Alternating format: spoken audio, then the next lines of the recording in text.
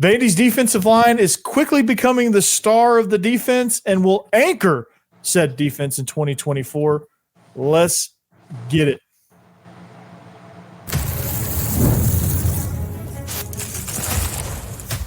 You are Locked On Vandy, your daily podcast on the Vanderbilt Commodores, part of the Locked On Podcast Network, your team every day. Welcome into the Locked On Vandy podcast on the Locked On Podcast Network. I'm your host, Corey Burton. Thanks for making Locked On Vandy your first listen every single day. We are free and available wherever you get your podcasts and on YouTube as a part of the Locked On Podcast Network, your team every day. Today's episode is brought to you by Ultimate GM. Ultimate College Football Head Coach is the brand new mobile game that is completely free, has no ads, and is 100% playable offline.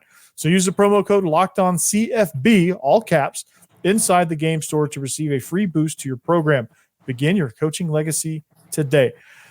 Well, this is officially our last off-season show because next week is game week. Hokies. So welcome back to part two with Kurt Page. Kurt, the defense will be much improved, and an adjective you could use to describe is, say, disruptive. And the defensive line coming into fall camp was the biggest question mark, but now it's turned into the anchor of the defense, and they may end up being the stars of the show.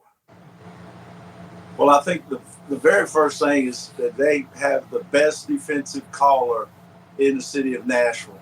As we talked about off air, the past few seasons we've had Mike Vrabel and we've had Clark Lee, probably the best two defensive coordinators and callers that weren't even calling last season. So you fast forward to 2024, and now we've got Clark Lee, a significant upgrade in play calling. And that coach he's down on the field, he's working the techniques, he's instilling the confidence in the defensive line, in the linebacker room, in the safety, in the corner room. And now they can just turn it loose because he knows how to fill up those gaps in behind those defenders that are penetrating, that are making big plays on the defensive line. So it's exciting to have him in place in that position. And I know he's got to just be loving coaching college football defense again. Absolutely, man. And Javon Hayes doing a phenomenal job specifically on the defensive line. The two transfers, Corday Sidnor and Zaylin Wood from Purdue and MTSU respectively, those two guys are going to be absolute studs, and they're versatile. But like schematically with Clark Lee's defense, the thing I've noticed is they move around a lot. Like when you have a defense that isn't necessarily strong enough at this point, maybe in the near future they will be with Coach Steiner when he has a full offseason with those guys. But like when you have a defensive line that is not quite as good as the opposing offensive lines that are going to be playing in conference, you have to make up for that by movement. So like how is that gonna change? How is that gonna make Vandy's defensive line more disruptive? Well, you mentioned the primary coach for that position group, Coach Hayes. They're going to be able to play like he played. If I remember correctly, he was number 95, and he created havoc with his stunning, his pursuit, his attention to detail, his getting off the ball. All those type of things will be taught in that room and on skills. And basically, if you're able to move guys around, stem before the ball is snapped, like stem from a 2-eye to a 1 technique or from a 2 technique to a 3. And you know how that changes up a lot of blocking schemes with a lot of offensive lines. Because if we can have the offensive line kind of come off a little hesitant and maybe not get a full clamp on the defensive lineman, then we got a little penetration there. And now that can create a hole in that defense. We've got to be able to puncture the defensive, from defensive standpoint, we've got to be able to puncture that offensive line in places. And I know Coach Hayes and Coach Lee can get that done with the schematics that they can do pre-snap and during the snap and post-snap. Yeah, absolutely. And I know from an offensive caller's perspective, when you have a defensive line that is doing those type of things, it really, really confuses those guys up front, those 5 guys up front. And when those guys are confused and guessing, they play a lot slower, a lot more timid. And I've noticed. And when you can create havoc, and we go back to mindset too. Like there's a whole psychology behind this thing where if you can create those havoc plays, even if you're not making those tackles for loss, or even if you are not creating sacks, just getting quarterback hurries, hitting him after he throws, making those offensive linemen, making the running backs redirect, making pullers have to run an extra half yard back to get around you. Like those little things may not have an immediate impact, but you keep doing those things and it builds and builds and builds and builds and builds. And psychologically, you gain more and more confidence. And psychologically, the opponent gains more doubt. This was happening in these scrimmages. I think that's why you're seeing defense wins the day. Like I think that's why you're seeing that is because they're so disruptive in what they do.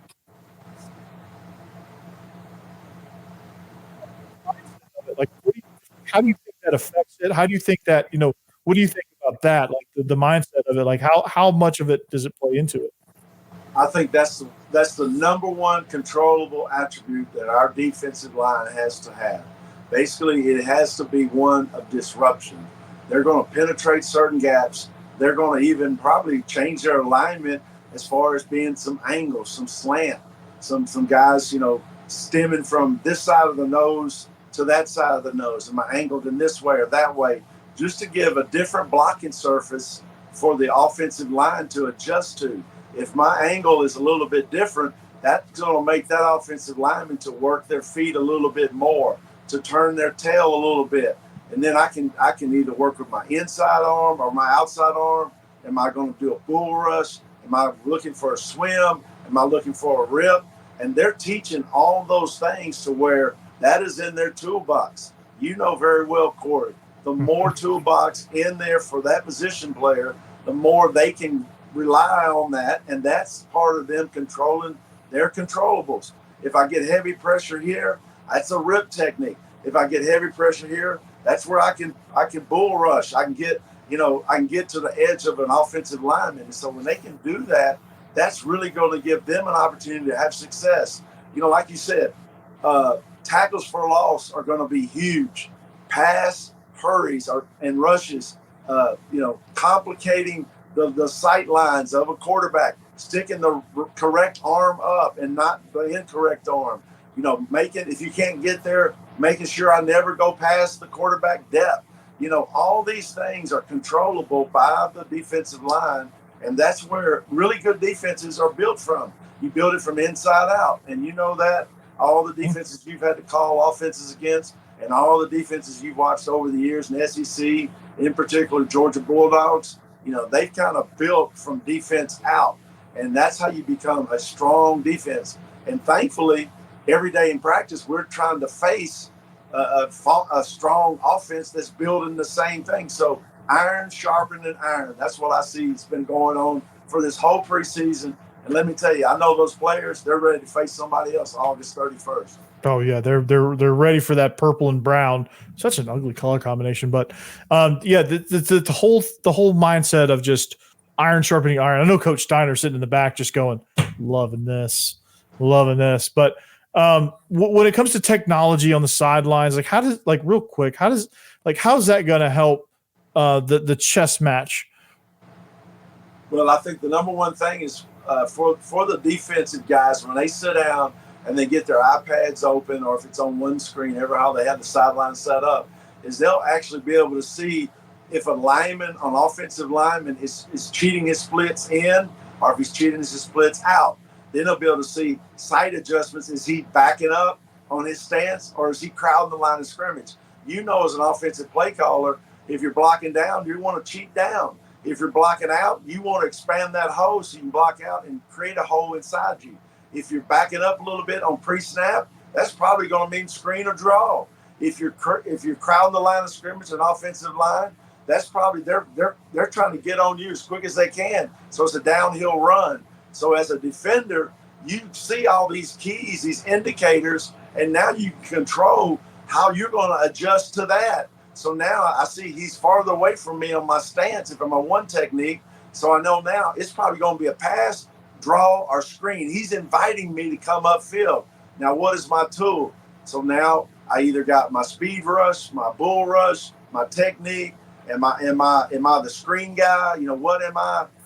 All the things that go on with playing the football game for each individual is important. So they'll get to come over after each possession and see the things that they're doing. And I tell you what, you're going to have guys that are crafty.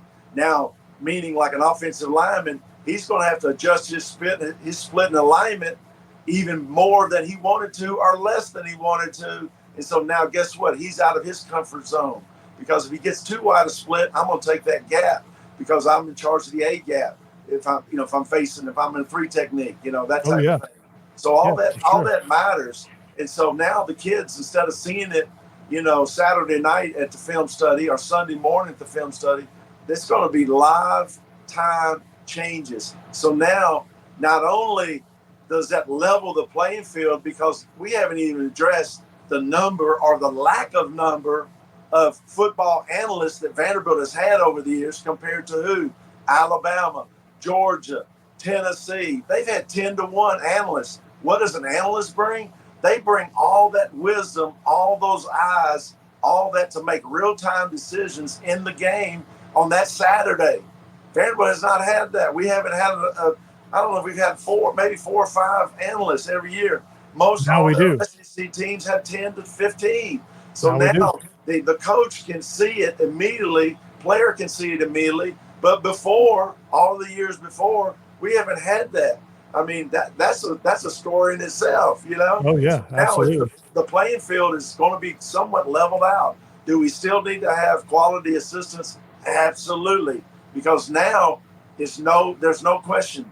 The players can see the adjustments. The coaches can see the adjustments. And who has the nomenclature, the schematics that can make the change? And it's already – hopefully we're already developing, this is what we're going to change to if they do this, if they do that. You play those different scenarios. Like you mentioned earlier, we're starting to play chess now with the technology that's given us. So look forward to seeing August 31st. Absolutely. We go from checkers to chess here. But there's some true star power on this defense. CJ Taylor, Langston Patterson, and even freshman All-American, preseason freshman All-American, Dante Carter. How do they affect the team? Well, you're going to find out. Stick around. All right, this episode is brought to you by Ultimate Football Head Coach. That's right.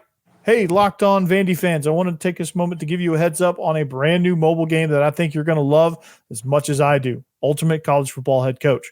In this amazing game and simulation, you get to step into the shoes of a head coach and lead your college football program to glory. Can you imagine actually being the head coach of Michigan? Well, from recruiting players to hiring coaching staff to overseeing training camps and handing scholarships, you control every crucial detail of your program. It's all in your hands. Will you be able to handle the pressure? I will. Will you, Kurt? Absolutely, brother. Here we go, man. And here's what I really love. You're responsible for calling the offensive plays during the game. So I'm really fired up about this one. Your strategy will not only determine the success of your football season, but will shape the future and legacy of your program. Ultimate College Football Head Coach is completely free, has no ads, and is 100% playable offline. You can play on the go as you want and when you want to. And, of course, we have a special offer for all you Locked On Vandy fans. Use the promo code LOCKEDONCFB in all caps inside the game store to receive a free boost to your program. Make sure to take advantage of this perk as it will get your team off to a strong start. To download the game, just visit ultimate-cfb.com. That's ultimate-cfb.com or look it up in the app stores. Ultimate College Football Head Coach, begin your coaching legacy today.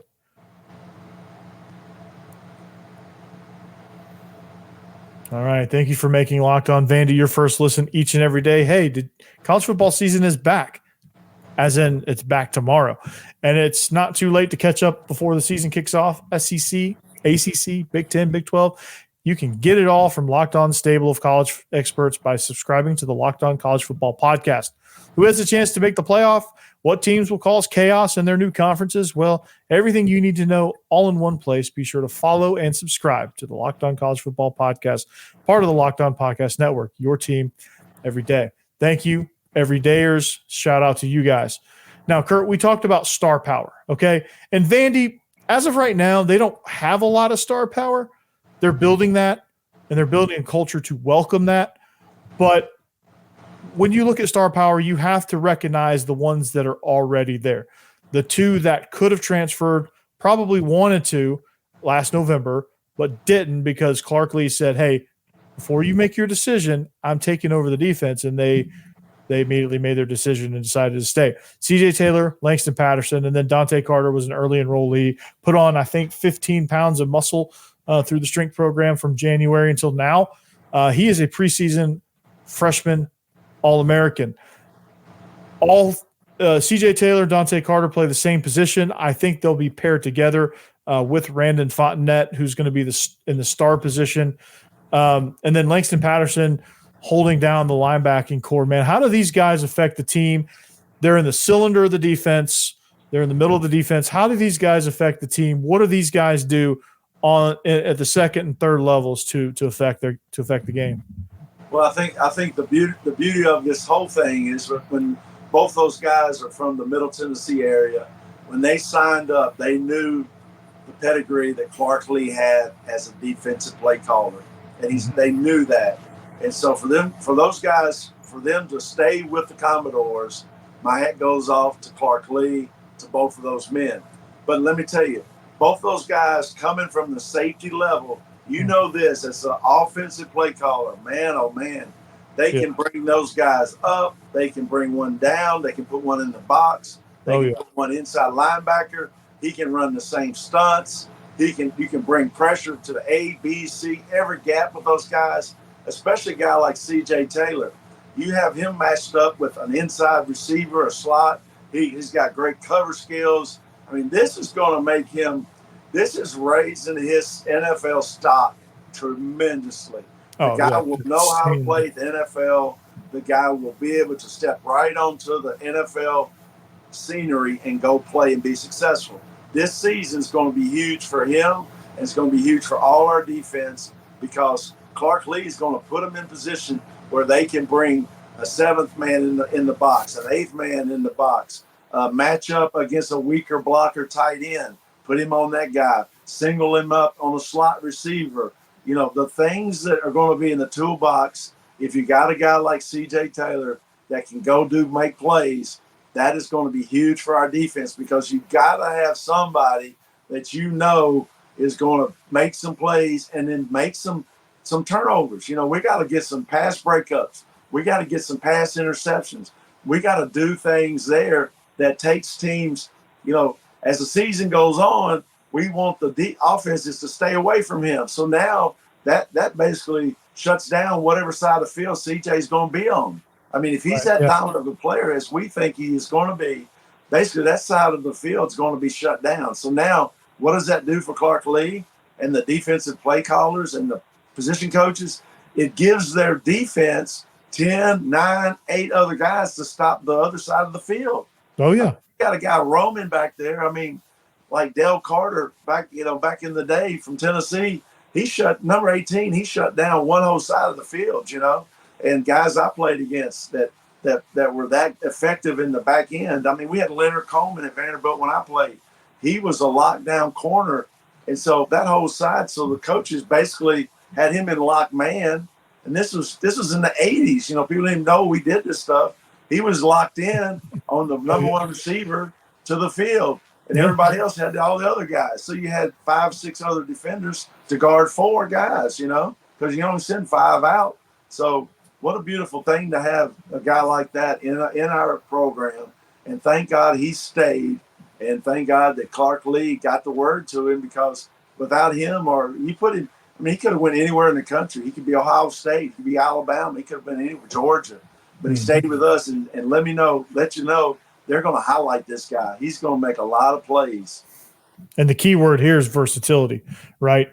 Because like he can play deep safety, he can play in the box, and he played a lot in the box last year. He can play in a 2-shell type look with him and Carter. You know, there's a lot of different things that he can do.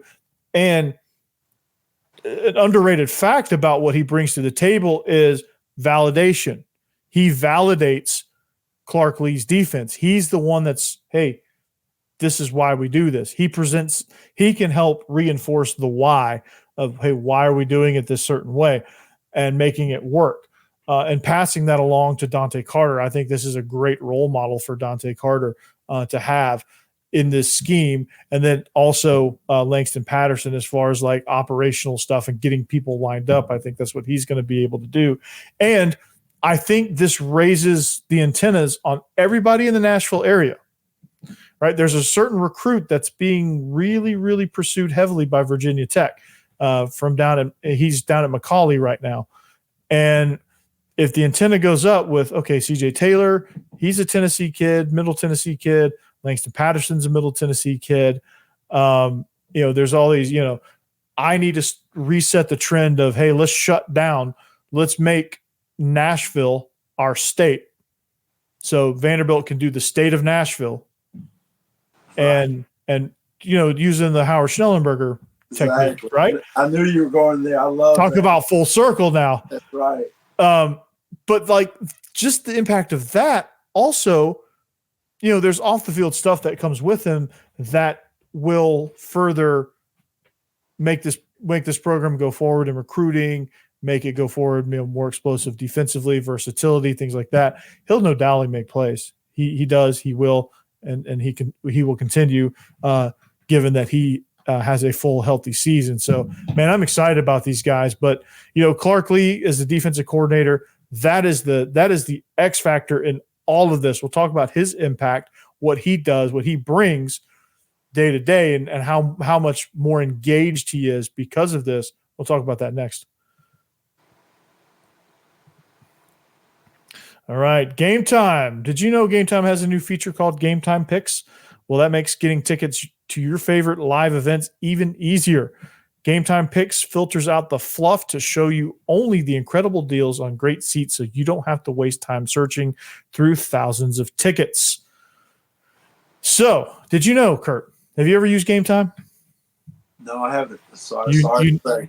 You need to. Well, I'm about to open your eyes here because when you open this app, you get a panoramic view from your seat in the app before you buy. So if you're going to go to like section 106, you can see what the game looks like from section 106, right? Yeah. And Gametime Picks makes curation even easier to save more. So they pick out the best deals and curate it for you all in the app based on your area. They also have all-in pricing. Okay, you have to switch it on though. But if you have this feature on, it shows you the total up front. You have no surprise fees at checkout. Makes it really, really easy. Also, Gametime has the lowest price guarantee, or Gametime will credit you 110% of the difference. Your purchase is covered with the most flexible customer service policy in the ticketing industry. So, take the guesswork out of buying concert tickets with Gametime. Download the Gametime app, create an account, and use code LOCKEDONCollege for $20 off your first purchase. Terms apply. Again, create an account and redeem code LOCKEDONCollege. That's LOCKEDONCOLLEGE for $20 off. Download Gametime today. Last minute tickets, lowest price guaranteed.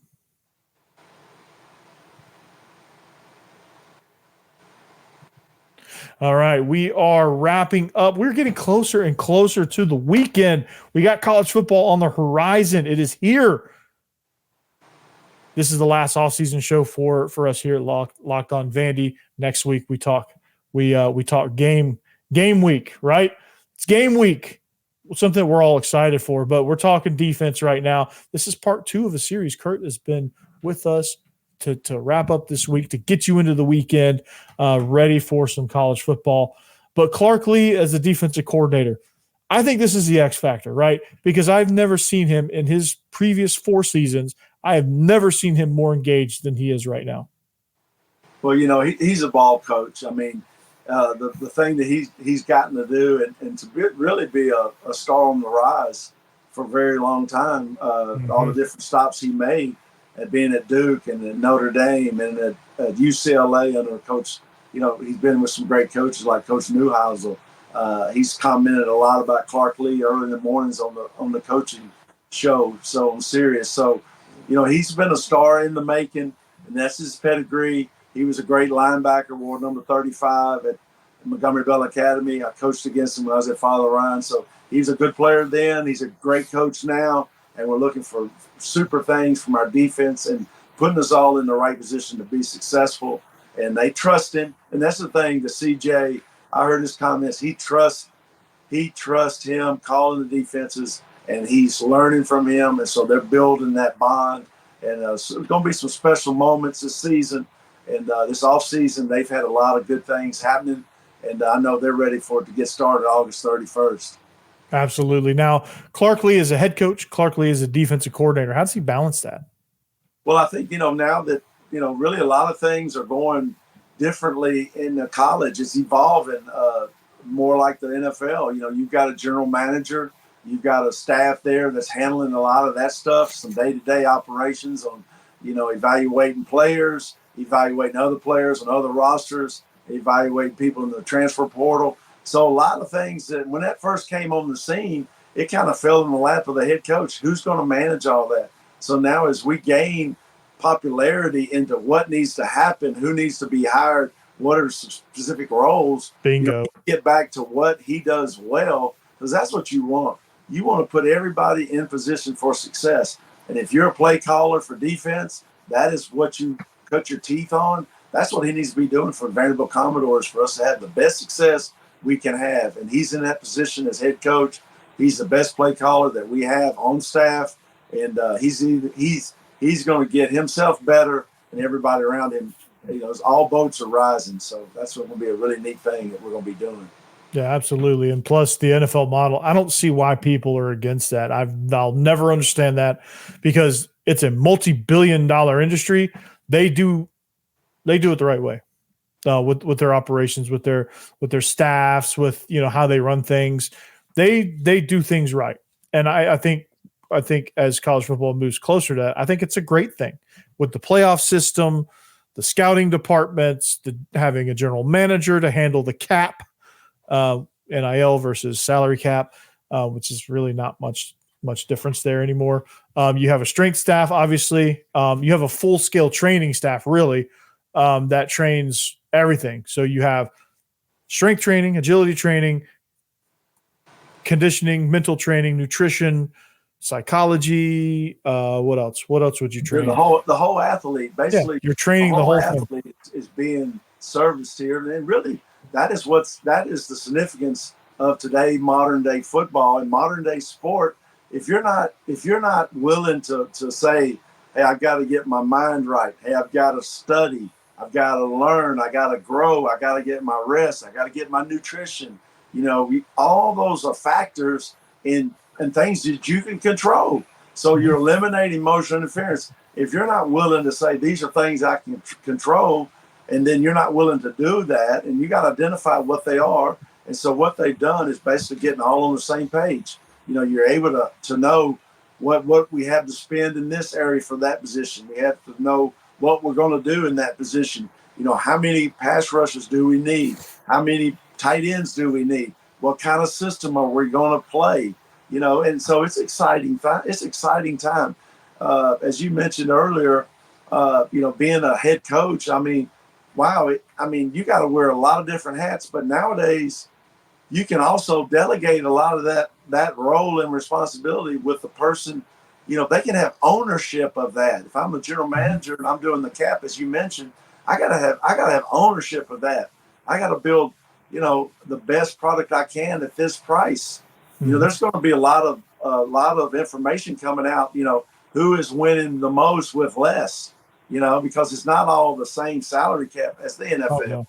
So it's a little different there. It's kind of like Major League Baseball at some level, and and rightfully so, the teams that are going to get picked on a lot are going to be your Oakland A's of the SEC, whoever they are, That's Mississippi State. That's Mississippi State. Yeah, it's the same thing like Pittsburgh Pirates, teams that traditionally are small town markets. Are they going to be like Boston Red Sox? Who would ever thought Mookie Betts would go to L.A. Dodgers? The L.A. Dodgers did. They had the most money to spend. Mm-hmm. So that's where he went. So we're going to have a little bit of Major League Baseball and a lot of NFL components coming into college football because we do need to evolve, and that's what we're doing at Vanderbilt, just like every other team. The group of four now, the Power Four and the group of five. So it's all evolving. It's the best time to be a college football fan. It really is. It's great, man. It's so great. And people thinking, oh, college football's going to hell in a handbasket. I don't agree with that. But that's a perfect way to end the show. but even more perfect way to end the show. Florida State, Georgia Tech. Florida State is 10.5-point favorites. Technically the visiting team, but they're both on the road. I like Georgia Tech in the under. I like Georgia Tech to cover that, if not win outright, because they've vastly improved, and take the under because, well, jet lag and first week 0, not a good combination for scoring points. Well, I'd like to give a shout out to Jeep Wade. He's the offensive line coach for Georgia Tech. He played for me at Battleground Academy. Oh, yeah. I know Coach Jeep Wade is going to have his offensive line. They're going to be a team that's going to be shout out to Buster Faulkner too. Yes, yeah, that's it. That's another one of your family members. So it's great to know that's who we're pulling for. So nothing against the Seminole country and the nation, but we know more coaches with the Georgia Tech staff. Yeah, absolutely. So we're both taking Tech. Man, it's going to be a fun game. It's back. It's great to see, and high school football's back and better than ever in Georgia. They started last week, and Tennessee starts today, actually. So it's going to be a fun ride. Can't wait to do it. But we're in season now. I can say the next time you see me, we're in season. So get used to that. Have a great weekend. We'll see you back here Monday for week 1. Anchor down. Behave yourselves, of course. Have a great weekend.